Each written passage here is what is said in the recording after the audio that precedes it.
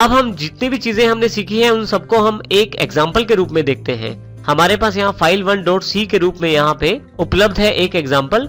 सबसे पहले दो हेडर फाइल्स। हमने यहाँ पे स्टूडेंट एक स्ट्रक्चर डिफाइन किया है जिसमें कैरेक्टर नेम, इंटीजर एज और इंटीजर मार्क्स लिए हैं। सबसे इंपॉर्टेंट पार्ट हमारे पास यहाँ से शुरू होता है। हम यहाँ पे एक फाइल पॉइंटर क्रिएट करते हैं माई फाइल के रूप में और एक स्ट्रक्चर का वेरिएबल क्रिएट करते हैं स्टूडेंट s1। इसमें हम s1 में राइट किया गया डेटा फाइल में राइट कर देंगे और उसके पश्चात उस फाइल से इस s1 के द्वारा राइट किया गया डेटा फिर से रीड करेंगे। सबसे पहले हम राइट करते हैं रिकॉर्ड को। देखिए, राइट करने के लिए रिकॉर्ड को हम यहाँ पे कुछ लूप्स का इस्तेमाल करेंगे और साथ ही कुछ वेरिएबल्स का इस्तेमाल करेंगे। सबसे पहले हमने यहाँ एक वेरिएबल लिया है कैरेक्टर नेक्स्ट, जिसमें y हमने पहले ही असाइन कर दिया है, स्टोर कर दिया है। उसके पश्चात हमने जो फाइल पॉइंटर हमने बनाया था माई फाइल के रूप में उसको ओपन किया है और फाइल ओपन करते समय हमने दो चीजों की जानकारी दी है। सबसे पहले फाइल का नाम, देखिए यहाँ पे student.dat के नाम से फाइल हमने बनाई है। डबल कोट्स का ध्यान रखें यहाँ पे। फिर कोमा लगाकर हमने मोड बताया है किस प्रकार का हमें यहाँ मोड चाहिए। हम यहाँ हमने WB मोड ले लिया है जो राइटिंग मोड अवेलेबल है हमारे पास। इसी के साथ हमने यहाँ इफ लिया है। यदि फाइल ओपन करते समय किसी कारण से फाइल ओपन नहीं हो पाती है तो हमारे पास नल रिसीव होता है, और यदि नल रिसीव होता है माई फाइल में तो ये वाला इफ वाला ब्लॉक एग्जीक्यूट हो जाएगा, जिसमें हम एक स्ट्रिंग को, एक मैसेज को स्क्रीन पे दिखाते हैं, unable to open file, try again.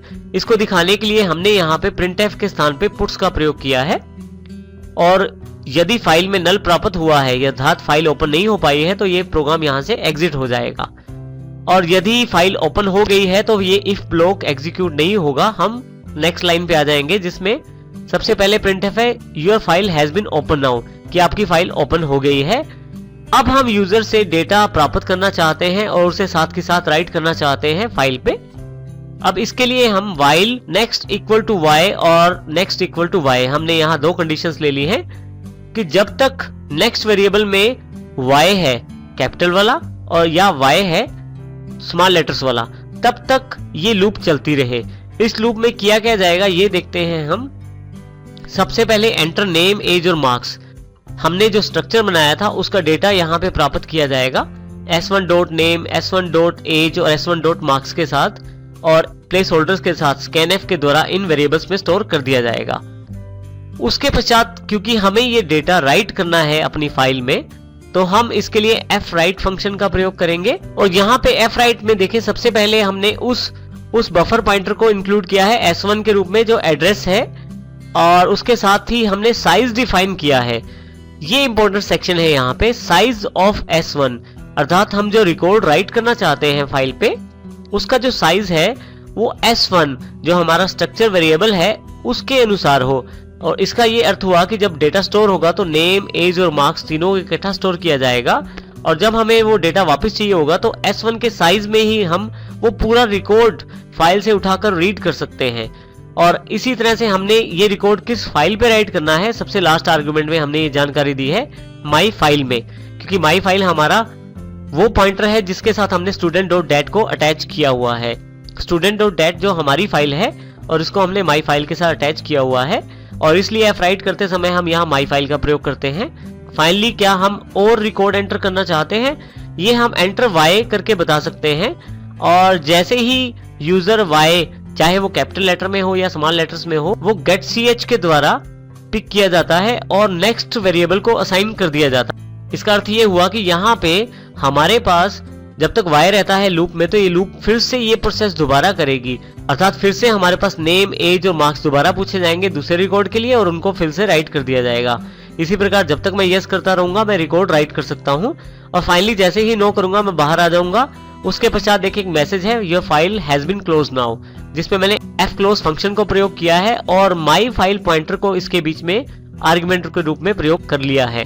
इसका अर्थ ये हुआ कि मैं इस फाइल को क्लोज करना चाहता हूँ, माई फाइल को, जो student.dat के साथ अटैच है।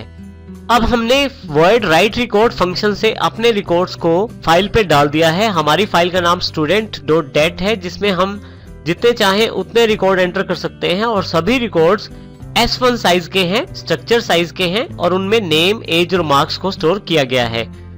उसके पश्चात यदि मैं इन रिकॉर्ड्स को देखना चाहता हूं तो मेरे पास void show record के नाम से फंक्शन अवेलेबल है, जिसमें फिर से फाइल को फिर दोबारा ओपन किया गया है। अब की बार रीड मोड में ओपन किया गया है student.dat के रूप में, और ये माई फाइल पॉइंटर को असाइन कर दिया गया है। यदि ये फाइल किसी कारण से ओपन नहीं हो पाती तो नल अवेलेबल होगा, यदि नल आता है तो ये एग्जिट हो जाएगा प्रोग्राम, अर्थात प्रोग्राम बंद हो जाएगा। परंतु यदि ये फाइल ओपन हो जाती है तो उसके पश्चात हमारे पास यहाँ पे उन सभी रिकॉर्ड्स की लिस्ट को प्रिंट करवाया जाएगा, जिसमें सबसे पहले ऊपर printf में नेम, एज और मार्क्स की जानकारी है, और उसके पश्चात एक लूप का प्रयोग किया गया है जिसमें हमने fread फंक्शन का प्रयोग किया है। इसका कार्य बिल्कुल राइट के ऑपोजिट है। ये फंक्शन हमें उन्हीं आर्ग्यूमेंट्स का इस्तेमाल करते हुए सारे रिकॉर्ड्स को रीड करता है फाइल से और हमारे पास फाइल स्ट्रीम्स के रूप में लेके आता है। और यदि हम यहाँ देखें तो सबसे पहले बफर पॉइंटर हमारे पास अवेलेबल है S1, साइज जो है S1 है हमारे पास, क्योंकि हमारे पास रिकॉर्ड्स S1 साइज में ही राइट हुए थे, इसलिए हम इन्हें S1 साइज में ही रीड कर रहे हैं। फाइनली यहाँ लास्ट आर्गुमेंट जो है आपके पास है माई फाइल, अर्थात हम इस फाइल से रीड करना चाहते हैं। और जब तक एक, इसका अर्थ ये है कि लूप जब तक फाइल में रिकॉर्ड्स अवेलेबल रहते हैं तब तक हमारे पास ये प्रिंटिंग कंटिन्यू रहेगी। प्रिंट में हमारे पास क्या है, इन तीनों वेरिएबल्स की वैल्यू जो स्ट्रक्चर के वेरिएबल हैं s1.name, s1.age और s1.marks, और जैसे ही ये रिकॉर्ड्स प्रिंट हो जाते हैं उसके पश्चात fclose फंक्शन से माई फाइल को क्लोज कर दिया जाता है। इस प्रकार हम अपने रिकॉर्ड्स को शो कर सकते हैं और इसके लिए हमने शो रिकॉर्ड फंक्शन का प्रयोग किया है। इस प्रोग्राम को चलाने के लिए void main का प्रयोग करना पड़ेगा। सबसे पहले हम क्लियर स्क्रीन और getch के अलावा दो मेन फंक्शन हैं। सबसे पहले हम राइट रिकॉर्ड फंक्शन को कॉल करेंगे जिससे हम रिकॉर्ड्स को एंटर कर पाएंगे, और यदि हम रिकॉर्ड्स को शो करके देखना चाहते हैं तो शो रिकॉर्ड फंक्शन को कॉल करेंगे। जितने भी रिकॉर्ड्स हमने फाइल में राइट किए थे वो सारे हम अपनी स्क्रीन पे देख सकते हैं। इसमें सारे रिकॉर्ड पहले राइट रिकॉर्ड के अंतर्गत fwrite फंक्शन से student.dat फाइल पे राइट किए जाएंगे और उसके पश्चात शो रिकॉर्ड में fread फंक्शन द्वारा student.dat फाइल से रिकॉर्ड रीड किए जाएंगे और हमें दिखाए जाएंगे। अब हम यहाँ प्रैक्टिकली file1.c को रन करके देखते हैं। इसमें यदि आप ध्यान दें तो फिर से हम डिस्कस करते हैं एक बार प्रोग्राम को। हेडर फाइल्स इंक्लूड की गई हैं। सबसे पहले एक स्ट्रक्चर डिफाइन किया गया है जिसमें स्टूडेंट स्ट्रक्चर का नाम है और इसमें नेम, एज और मार्क्स को लिया गया है। फाइल पॉइंटर्स और स्ट्रक्चर स्टूडेंट को हमने ग्लोबल रखा है क्योंकि हमें ये दोनों टाइप के वेरिएबल्स हमें सभी फंक्शंस में प्रयोग करने हैं। सबसे पहले राइट रिकॉर्ड के अंतर्गत हमने अपने रिकॉर्ड्स को राइट किया है फाइल पे, और उसके पश्चात हमने शो रिकॉर्ड फंक्शन के द्वारा इन सभी रिकॉर्ड्स को स्क्रीन पे प्रिंट किया है, और फाइनली void main के द्वारा हमने इन सभी फंक्शंस को कंट्रोल किया है। यहां से हमने उन्हें कॉल किया है। आइए अब हम इसको Ctrl+F9 से रन करके देखते हैं प्रोग्राम को। देखिए सबसे पहले हमारे पास मैसेज आ गया है your file has been open now. इसका अर्थ यह है कि फाइल प्रॉपर्ली ओपन हो गई है, एरर नहीं आया। अब हम यहाँ पे नाम, एज और मार्क्स एंटर करते हैं और एंटर कर देते हैं। यहाँ पे जैसे ही एंटर करते हैं हमारे पास मैसेज आ जाता है do you want to enter another records. तो यदि आप और रिकॉर्ड एंटर करना चाहते हैं तो वाई करें। जैसे मैं वाई कर देता हूं, जैसे ही वाई करता हूं फिर से मेरे पास अगले रिकॉर्ड के लिए जानकारी मांगी जा रही है। मैं यहाँ पे नाम, एज और मार्क्स एंटर कर देता हूं। फिर से मेरे पास जानकारी मांगी जा रही है क्या और रिकॉर्ड एंटर करना चाहते हैं। मैं एक और रिकॉर्ड एंटर कर लेता हूं, उसके लिए फिर से वाई प्रेस कर देता हूं। एज डिफाइन कर देता हूं और इसी के साथ मार्क्स भी डिफाइन कर देता हूं।